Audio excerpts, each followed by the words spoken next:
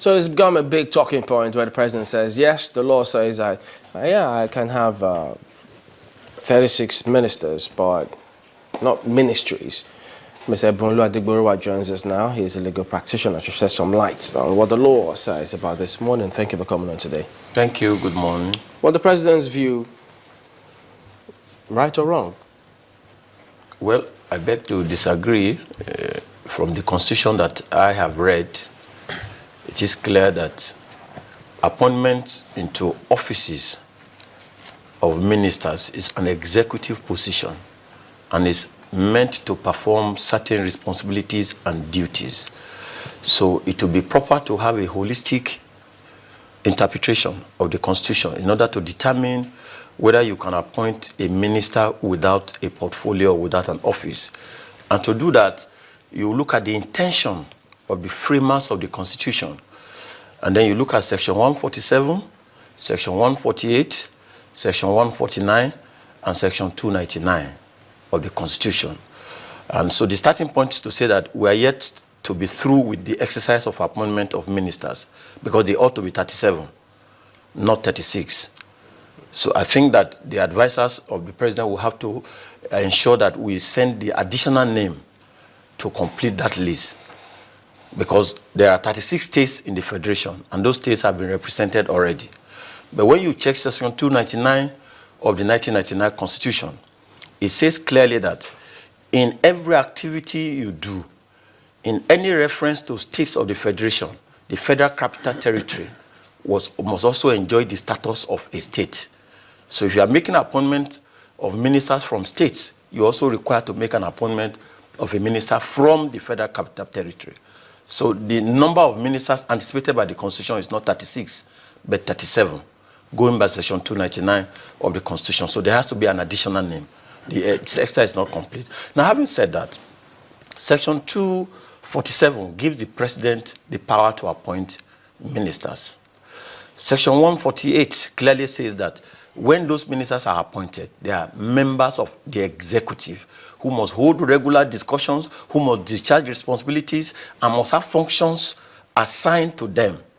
Now, when you look at section 149 of the Constitution, it says clearly that once that minister is appointed, he will not begin to perform the functions of his office, the functions of the office, unless he has declared his assets. So there is nobody who can be appointed as a minister without a responsibility. Now, why I say we should look at the intention of the Constitution is very clear. Those who frame the Constitution take the office of minister as a representation of the states of the federation. So a minister is not appointed purely on his own merit, or appointed to represent himself, or represent the president, or represent certain sections. He's a representative of the states from where he hails from. That's why section 147 says, when you are appointing the minister, you must ensure that there is one from every state of the federation who must be an indigene of that state. So the person who has been appointed from Lagos State is a representative of the people of Lagos State, just like the same person appointed from Jigawa or all other states. So in that regard, it will discriminate against particular states. If after those appointments, you then say, I am reducing the number of those to be allocated portfolios or offices to 19, to 20. Because in that wise, you have already denied the states that they represent of the opportunity to perform in the offices of ministers. But I don't think, I don't think the president said that they will not do anything. They represent states quite all right, but they will be in the cabinet performing duties as assigned to them by the president. So they will not be carrying out duties for the states. It's by the federal government as assigned to them by the president. That's correct, isn't it? No, the impression I get from the president is that we need to cut costs. The country is broke. There's no money. When you look at the number of aides that a minister is assigned to, you begin to count the cost. Okay, I think that maybe he wants to have maybe like 20 ministries or maybe 30, as the case may be. Yeah. And I'm trying to look at that discriminatory part what you spoke about, because if he says that some ministers will head some ministries, others will also participate in the government policy formulation. They'll be part of the cabinet meetings that will hold. So not heading a ministry, is that necessarily discriminatory? Yeah, the reason for the discrimination is this. Now, when you are heading a ministry, you are like the CEO of that ministry. You formulate policies. The executive is responsible for the formulation of policies. For instance, let's look at the Minister of Education. And the minister says, we want to create 6 universities. And says, those universities, 2 will be located in so-so geopolitical zone, 3 will be located in so-so and so-so. He has the discretion to formulate those policies and table them before the Federal Executive Council. In doing that, he will take into consideration the state that he's representing. It's natural. If you are from Lagos State and you want to establish 6 universities, you probably give some priority, which should ordinarily not be so, but that's what has happened virtually in all the experience I've had. So when such happens and there is no minister with an office from Ondo State, the man from Ondo State is just to be a debater. He's to be a contributor. When his fellow ministers bring up their own proposals, he's just to assess and contribute. He has no initiative. There's no job assigned to him. He's just a talkative. He just goes there and begin to debate. He just goes there and begin to assess the policies of other people. And he represents a state. He represents certain interests. Now you're talking about region, talking about the 6 geopolitical regions. We had Professor Bello yesterday on the program. He made a fantastic suggestion saying we have 6 geopolitical zones. Perhaps some of these ministers who won't have portfolios, but they also have tasks. They can be given the task of overseeing some of the regions, especially if it also, if their state of origin also falls within that particular geopolitical zone. Don't you think that such idea is fantastic enough for the government to look into? No, you see, what is happening here is when you have no policy, when you have no agenda, as in this is what I am going to, laid on the table for people to see the vision and run with it, speculations come, conflict will arise. If you appoint a minister and give him responsibilities, and you appoint another one to oversee and go to zones, clashes will come. These are human beings who with very enormous executive power and have votes.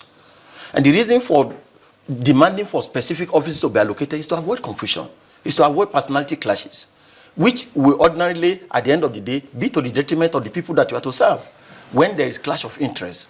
Now, we don't need to go into all this that we are looking at. Let me give you an example, because there's a hidden agenda, and we must follow it through. Where? The hidden agenda is this. The president sees himself, I'm sorry to say, as somebody who should oversee virtually every section of the economy, of the life of Nigeria. And I trace that from his initial appointments. He wanted to take over the Ministry of Petroleum and be in charge of everything oil. But he needed to get to buy into people's acceptance. So he went and searched for Ikachukwu, somebody who was respected in the oil industry, and immediately he put up the name, everybody started hailing the president, including myself, because we were seeing somebody who, in all descriptions, is fit for that job. But within the mind of the president, he knew he didn't want that man there. How did you know that? Let me explain it, because I'll put it through to you. There's a hidden agenda. The president from day one knew what he wanted to do with NNPC. So he only used Ibe Ikachukwu to buy into the mind of Nigerians in terms of that policy. Immediately, he got that endorsement from the people of Nigeria. He withdrew the man and nominated him to be a minister. And to be a minister of state, not the substantive minister, because the president is retaining the portfolio of Minister of Petroleum.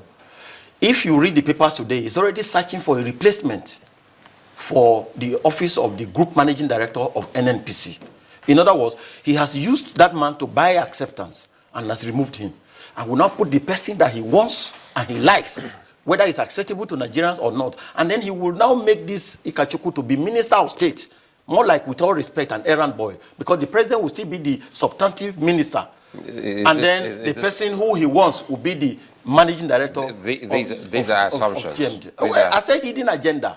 I mean, it's not the first time you are hearing about hidden agenda. When a person has a project in his mind which he wants to execute, and is bringing out a different one. That's a hidden agenda. How do you get to, there must be some kind of skills in recognizing the hidden agenda. Okay, let me give you that skill. The president went to France and said ministers are noisemakers. Because when I say there's hidden agenda, you know what we are going. He said ministers are noisemakers. I'm better off running my administration with permanent secretaries and civil servants because they do the job.